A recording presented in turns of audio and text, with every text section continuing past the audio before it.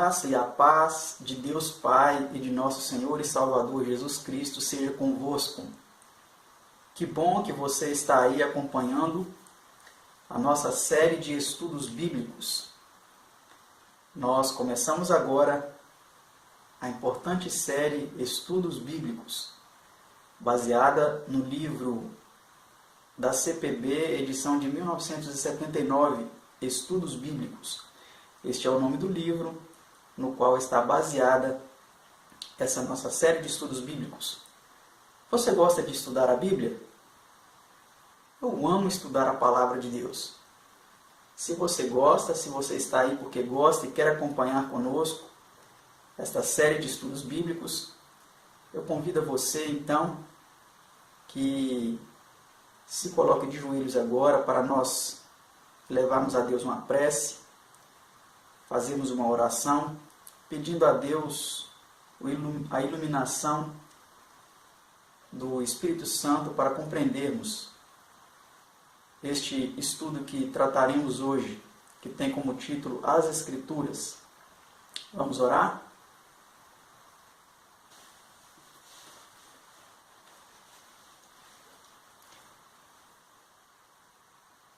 Pai nosso que estás nos céus, louvado e engrandecido seja o teu santo nome, Senhor. Somos gratos por podermos buscar a Ti em espírito e em verdade, nos prostrar de joelhos em reverência à Tua grandeza, reconhecendo a nossa pequenez, a nossa insignificância diante da Tua excelsa grandeza.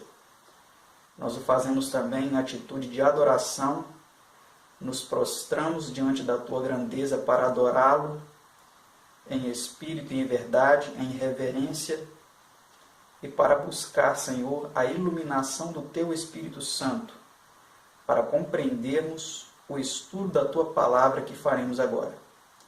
Suplicamos, Senhor, a Tua bênção sobre cada telespectador que acompanha agora este estudo bíblico, este vídeo. Que o Teu Espírito, Senhor, abra o entendimento de cada um deles, para que possam compreender a Tua Palavra. E a mim também na exposição da mesma. São bênçãos que nós lhe suplicamos, agradecidos em nome por amor do Seu amado Filho unigênito, nosso Salvador e Redentor Jesus Cristo. Amém, Senhor. Amém.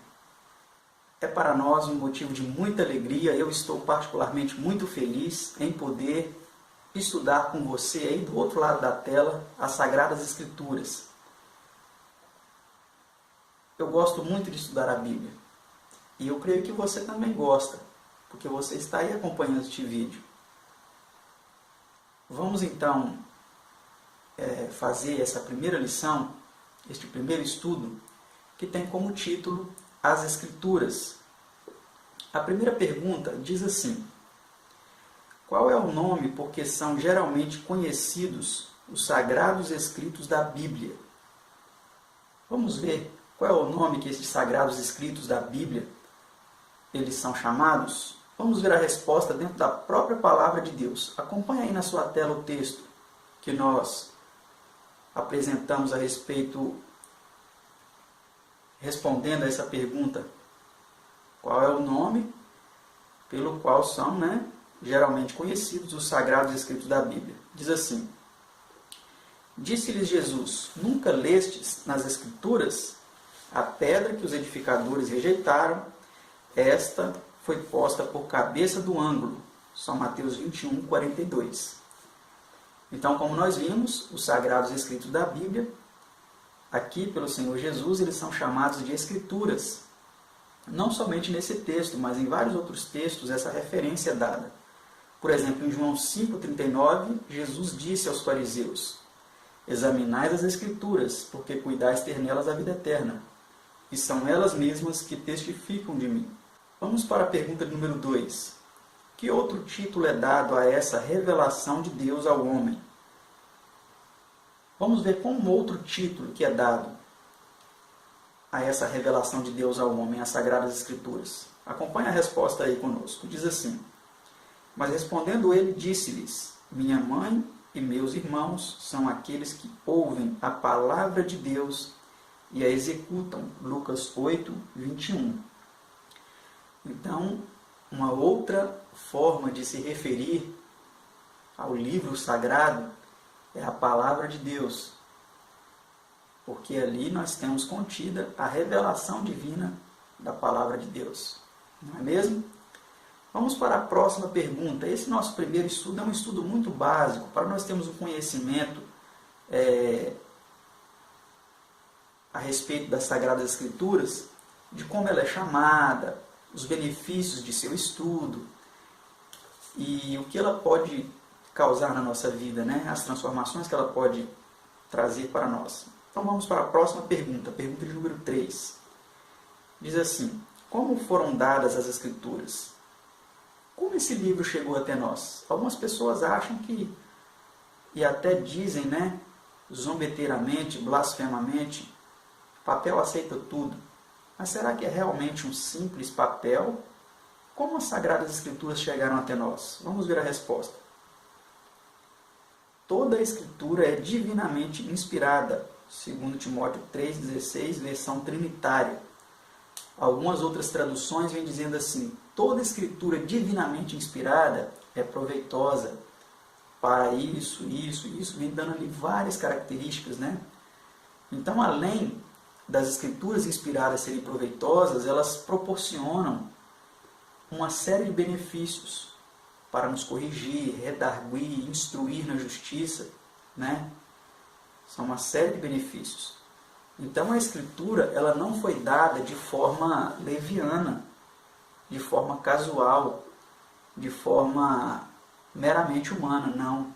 As Escrituras elas foram inspiradas por Deus. Vamos analisar agora a pergunta número 4, que diz assim: por quem foram dirigidos os homens que assim falaram por Deus? Quem dirigiu esses homens que falaram por Deus? Vamos ver a resposta, acompanhe aí. Porque a profecia nunca foi produzida por vontade de homem algum, mas os homens santos de Deus falaram inspirados pelo Espírito Santo, segundo Pedro 1, 21.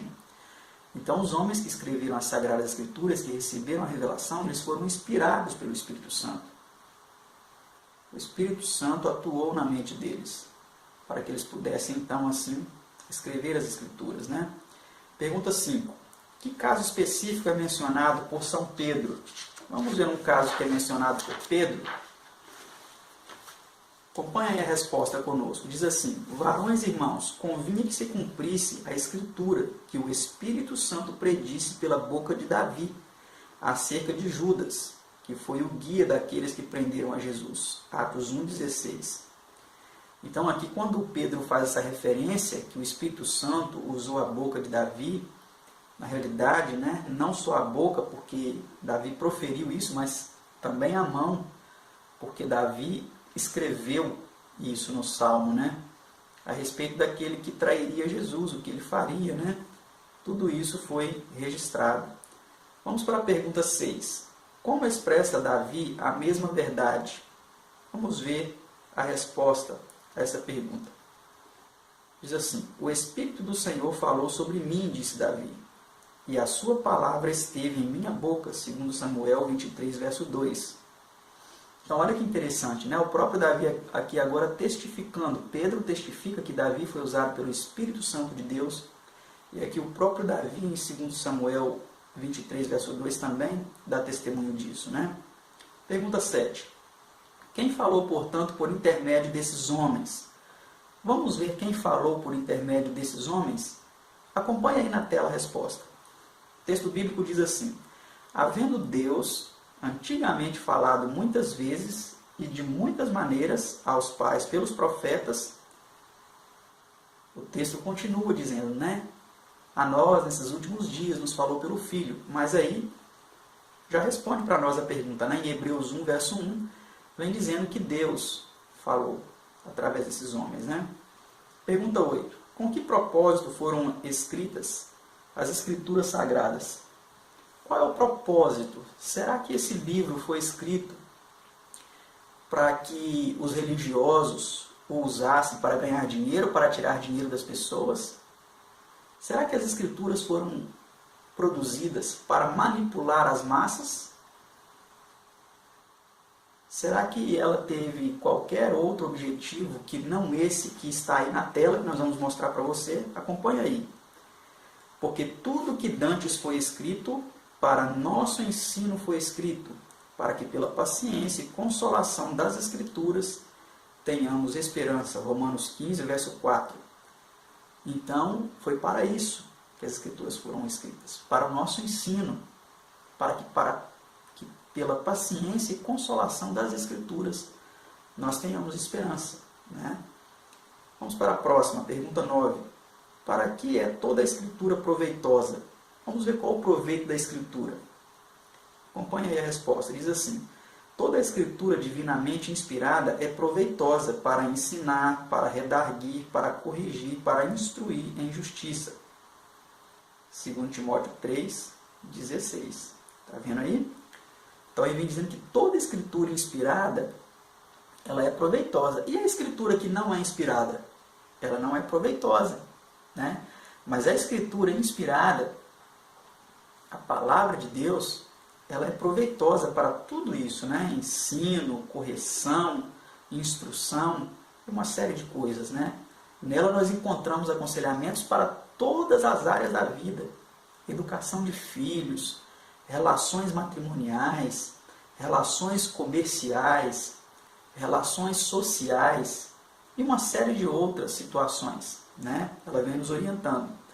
Vamos para a próxima pergunta, pergunta 10. Qual foi o desígnio de Deus em dar assim as Escrituras? O que Deus quis? Qual foi o seu desígnio ao nos fornecer, né, as Escrituras? Acompanhe a resposta aí. Vem dizendo assim: para que o homem de Deus seja perfeito e perfeitamente instruído para toda a boa obra. 2 Timóteo 3, 17. Então esse que foi o desígnio de Deus, para que nós fôssemos perfeitos e perfeitamente instruídos para toda boa obra. Essa é a resposta, né? Pergunta 11. Até que ponto estimava Jó as palavras de Deus? Será que Jó ele estimava a palavra de Deus? Vamos ver. Do preceito de seus lábios nunca me apartei, e as palavras da sua boca prezei mais do que o meu alimento. Jó 23, verso 12. Olha que verso lindo, né? Linguagem poética. Jó aqui vem dizendo que ele prezava as Escrituras mais do que o seu próprio alimento, né? Isso é maravilhoso. Pergunta 12. Sobre que evidência baseou Jesus sua messianidade? Vamos ver qual é a evidência que Jesus usou para atestar que ele realmente era o Messias. E começando por Moisés e por todos os profetas, explicava-lhes o que dele se achava em todas as Escrituras. São Lucas 24, versículo 27.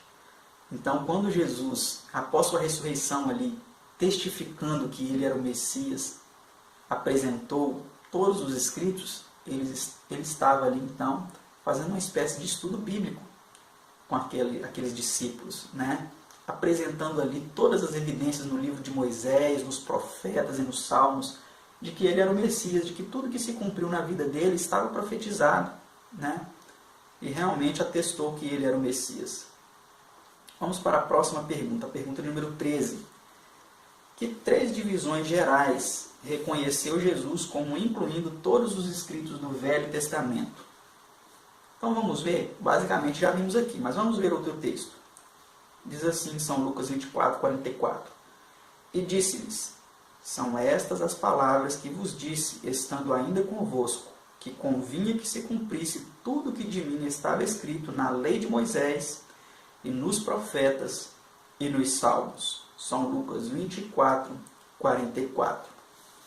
Então, como nós vimos, essas são basicamente as 3 divisões, né, dos escritos do Antigo Testamento. Os livros de Moisés, os profetas e os salmos, né? Basicamente essa é a divisão. Pergunta 14. Que coisa é impossível ao caráter de Deus? Olha que pergunta intrigante. Será que existe algo impossível a Deus? Existem vários textos na Bíblia que dizem que para Deus não há impossíveis, né? Ele é o Deus do impossível. Será que existe alguma coisa impossível ao caráter de Deus? Acompanhe aí na tela a resposta a essa pergunta. Vejamos. Em esperança da vida eterna, a qual Deus, que não pode mentir, prometeu antes dos tempos dos séculos. Tito 1, verso 2. Então, olha que interessante, né? É impossível a Deus mentir. Ele é a verdade. Nele não há mentira, não há engano. Deus não pode mentir. Isso para ele é realmente impossível, né? Vamos para a pergunta 15. Estamos encaminhando então para o final de nosso primeiro estudo bíblico, que é composto por 21 perguntas e respostas. Pergunta número 15. Como é Deus chamado em todas as Escrituras? Vamos ver como é Deus chamado. Uma das formas, né, pelas quais Deus é chamado. Existem outras, mas vamos ver aqui uma das formas pela qual ele é chamado nas Escrituras. Diz assim: Ele é a rocha, cuja obra é perfeita, porque todos os seus caminhos juízos são. Deus é a verdade. Olha, e não há nele injustiça. Justo e reto é. Deuteronômio 32, verso 4. Então, amados, aqui nós, nas Escrituras, em Deuteronômio 32, verso 4, vemos claramente que Deus é a verdade. Nele não há mentira, não há injustiça, não há erro. Né? Ele é a rocha, né? Outro nome que é dado a ele. Não que Deus seja uma pedra, isso é uma linguagem poética, né? Usada aqui para descrever a Deus. Assim como uma rocha inamovível, né? Que não se pode mover, assim ele é. Próxima pergunta, pergunta 16. Qual deve ser, portanto, o caráter de sua palavra? A resposta vem dizendo, nas próprias Escrituras, né? Santifica-os na verdade, a tua palavra é a verdade.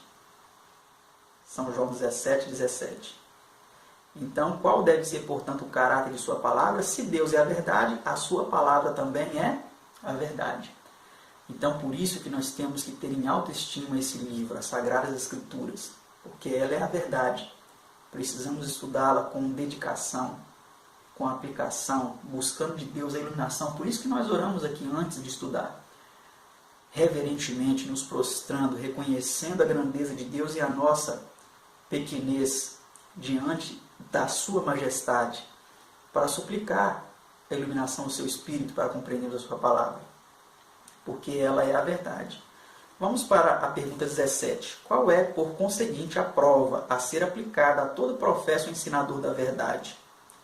Qual é a prova, então, que nós devemos utilizar para pesquisar a verdade nas Escrituras? Então, vamos ver a resposta. À lei e ao testemunho. Se eles não falarem segundo esta palavra, nunca verão a alva. Isaías 8, versículo 20. Então, nós vemos aqui que devemos nos reportar à lei e ao testemunho, que é uma referência às Escrituras. A lei em relação à Torá, né, os livros de Moisés, o Pentateuco, os 5 primeiros livros, e o testemunho, que é o testemunho dos profetas. Né? Devemos nos reportar a isso para descobrirmos, para sabermos o que é a verdade, que é basicamente uma referência às Escrituras. Né? Pergunta 18. O que deseja Deus em sua palavra seja para nós neste mundo de trevas, pecado e morte? Vamos ver o que Deus deseja que sua palavra seja para nós neste mundo de trevas, pecado e morte? Vamos ver. Lâmpada para os meus pés é a tua palavra e luz para o meu caminho. Salmo 119, versículo 5. Olha que interessante, amados. Então, se você que está aí acompanhando agora esse vídeo, eu não sei quem é você, mas Deus te conhece. Se você se sente em trevas, se você não sabe para onde ir, o que seguir, porque você vê tantas religiões, tantos ensinamentos, e não sabe onde está a verdade, vá às Escrituras. Ela é a lâmpada, é a luz que Deus proporcionou para nos guiar na sua verdade, nos seus caminhos. Estude as Escrituras e Deus revelará a você a sua vontade. E não vai deixar você em trevas. Próxima pergunta, pergunta 19. Até que ponto engrandeceu Deus sua palavra? Será que Deus engrandeceu em pouca medida a sua palavra? Vamos ver se ele engrandeceu pouco ou muito. Pois engrandeceste a tua palavra acima de todo o teu nome. Salmo 138, versículo 2. Olha que verso importantíssimo. A palavra de Deus ela foi engrandecida acima de todo o seu nome. Então precisamos realmente reconhecer esse livro como digno de atenção, de estudo, de dedicação. Olha o que diz essa nota aí, interessante em nosso estudo. Deus fez isso referendando suas promessas com um juramento baseado sobre si mesmo. Hebreus 6, 13 e 14.